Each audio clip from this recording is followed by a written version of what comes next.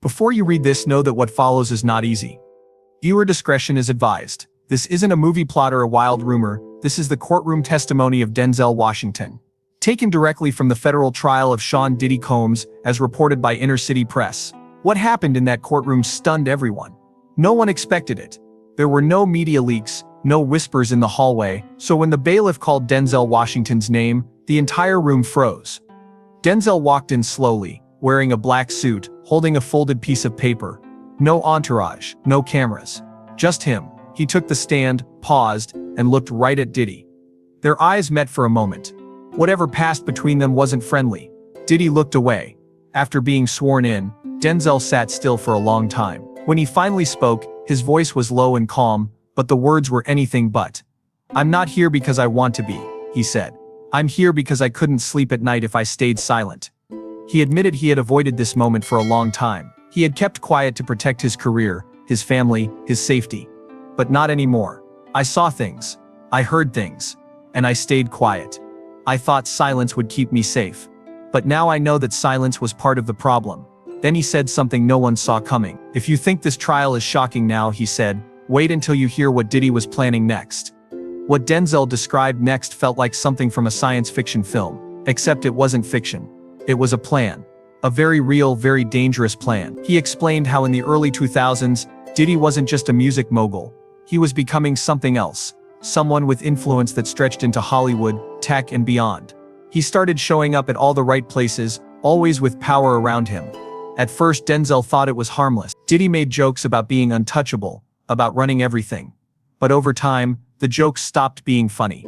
One night at dinner, Denzel recalled, he leaned in and said, "You know how to stay on top?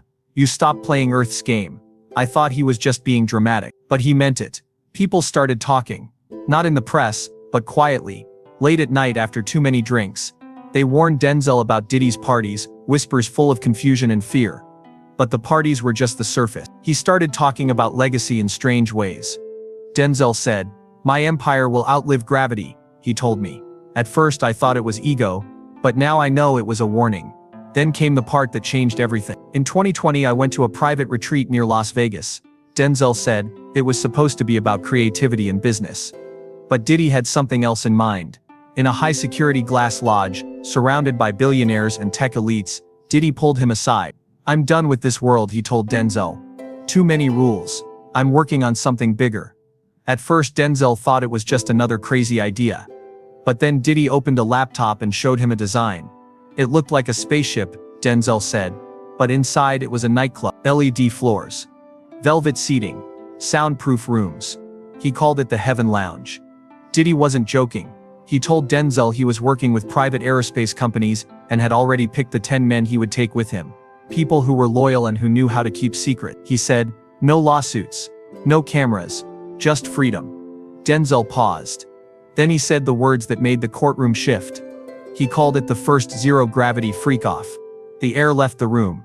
Even the judge leaned forward. "This wasn't a dream," Denzel continued. "It was a real plan. With investors. With tech teams. With launch sites. It was called Project Exodus." Denzel said he later found out that Diddy had partnered with a real aerospace firm and was preparing for a manned flight, one that wouldn't return. The list of passengers included ex-athletes, disgraced producers, a fading influencer, and an actor who had been in the news for all the wrong reasons. Most of them thought they were going on a luxury trip. They didn't know the real plan. Diddy wasn't coming back, Denzel said. He called it the no-return run. He described how Diddy imagined hosting parties in space without rules, without eyes watching, without consequences. He said it would be sin, floating in the stars. At that point, Denzel said he understood. This wasn't just about escaping prison, it was about escaping Earth. He said the ship had already been designed in software. He'd seen a simulation. It looked more like a trap than a spaceship. No windows. Lights always on. He wanted to leave everything behind. His name, his crimes, all of it, and start over up there. Denzel ended by saying that he couldn't stay quiet anymore. Not when he knew how close Diddy came to making this real. This wasn't a story, it wasn't a pitch, it was a plan. And it almost happened. By now, the courtroom had already heard stories of secret tunnels and disturbing witness accounts. But when Denzel Washington began to speak about how Diddy nearly escaped Earth, everything changed. The room fell quiet as the weight of what he said started to sink in. Denzel told the court that Diddy's space plan didn't fail because he gave up. It failed because someone inside finally spoke out. A contractor from the private space company grew suspicious about what they were being told to build. It didn't look like something meant for research. The shuttle wasn't registered with any space agency. It had thick soundproofing, strange twilight lighting, and massive speakers. One line from the contractor stood out: "You don't need that to study the stars." That same contractor tipped off a federal agency near the end. Investigators began watching closely. In early 2024, Diddy's private jet landed near a hidden launch site in Suriname. That exact location had been mentioned by Denzel earlier in a quiet meeting with the FBI. Denzel told the court that March 21st, that's when Diddy planned to leave Earth. He called it the reawakening. The arrest wasn't loud or dramatic. It was clean, quiet, and planned down to the minute.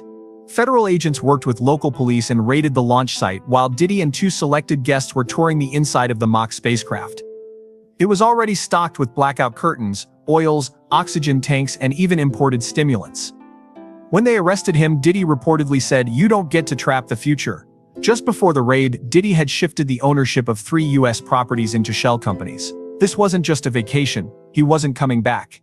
He was cutting off all ties and starting over. Then came something the court had never seen before. A short video was played showing a rehearsal inside the spacecraft. It had club lighting, velvet seats, women dressed in strange outfits, and masked men holding glasses of champagne. It was his signature party style, just set in space. But what Denzel said next was even worse. He told the court that his deepest pain didn't come from what he saw about space or escape. It came from what he saw inside Diddy's home. He paused, took a breath, and said something that made the entire courtroom fall silent. "I'm not here just because of what he did to men. I'm here because of what I saw him do to his children." People in the room gasped. Diddy looked shaken. The judge tried to keep the room calm, but everyone knew something heavy was coming. Denzel told them about a day he had been invited to what was called a mentorship event for young black actors. But when he arrived, it felt wrong, cold, controlled. He saw one of Diddy's sons being pulled upstairs by a guard. The boy's face was swollen. He had clearly been crying. A little later, Denzel passed a hallway and heard shouting. Then the sound of something breaking. "I froze," he said. "Then I heard Diddy scream, 'You'll learn discipline in this house, or you'll disappear like the rest.'" Denzel tried to check on the boy later. The child whispered, "It's just how he shows love. It's normal." But Denzel knew it wasn't. He said it didn't feel like parenting. It felt like power, like control. Over time, others shared stories with him. People said Diddy would make his kids work at parties. They weren't just helping, they were being used. They served drinks, guided guests to rooms, stood quietly until spoken to. Denzel's voice cracked. "You raise a child in fear long enough, they don't grow, they shrink."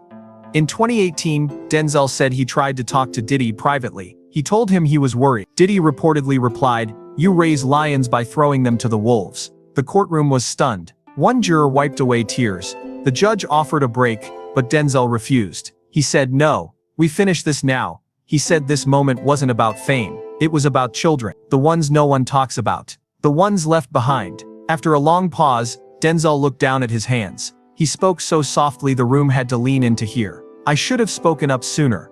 He didn't say it for pity. He said it because it was true. He described how the guilt haunted him, how he saw red flags again and again at parties, in conversations, in the fear on people's faces. He had heard whispers from artists, seen Diddy's kids treated like props, but he said nothing. He shared how he once got a message from a former staffer who begged him to speak up, saying he was the only one Diddy might listen to. But Denzel didn't answer. "I told myself I needed more proof, but the truth is, I was scared. I wanted to protect my family." He looked into the gallery. "My sons told me they admired me because I stood tall when it counted. I failed them. I chose my career over people who needed me." He talked about the nights he couldn't sleep, dreams where he was at one of Diddy's parties, and everyone wore masks. But in every dream his own kids were there crying. When Denzel found out about the space launch, everything clicked. He realized that if he stayed quiet, Diddy would vanish into the stars, untouched, unchallenged. And the people left behind would still be hurting. But Denzel didn't stop there. He turned his attention to the system that helped Diddy do what he did. He told the court that Diddy didn't act alone. There were teams of people around him, publicists, lawyers, executives, who helped cover everything up. There were cleanup crews. "I saw them myself, not just for for everything." He said after every big party, a group would come in with lights, shredders, cleaners, even tools to wipe hard drives. In 2015, Denzel said he saw a man packing up drives labeled as privacy protocol. He later found out they held secret footage of guests who didn't even know they were being recorded. In 2018, a studio executive emailed Denzel and warned him, "If the press ever gets the 03 file, we all go down with him." He deleted the email but never forgot. Then he revealed something chilling. A printed copy of a party NDA from 2011.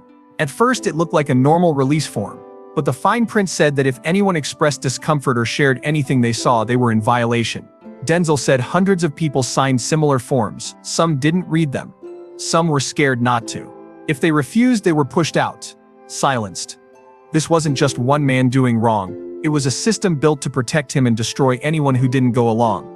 Finally, the judge asked if he had anything else to say. Denzel turned and faced Diddy for the first time. "You said you were building something untouchable, something that would last forever. You thought going into space would protect you, but you can't escape the truth. You just leave behind all the people you hurt." Then he faced the courtroom again. If he had made it onto that shuttle, he would have vanished. No questions, no justice. And people would have called it ambition. He paused. "There will be people who say this can't be real, that someone like him couldn't do these things. But those people haven't seen what I've seen, haven't heard what I've heard." He said that years ago, Diddy once looked at him during a party and said, "You know why I'll never get caught? Because I'm not of this world." The courtroom sat in stunned silence. Denzel said he didn't come to be a hero or get applause. He came to stop it all from going even further. For the children. For the ones who were hurt. For the ones who didn't make it. Then he folded the same paper he brought in, stood up and walked out. No one clapped. No one moved. Even Diddy, sitting with his hands covering his face, said nothing.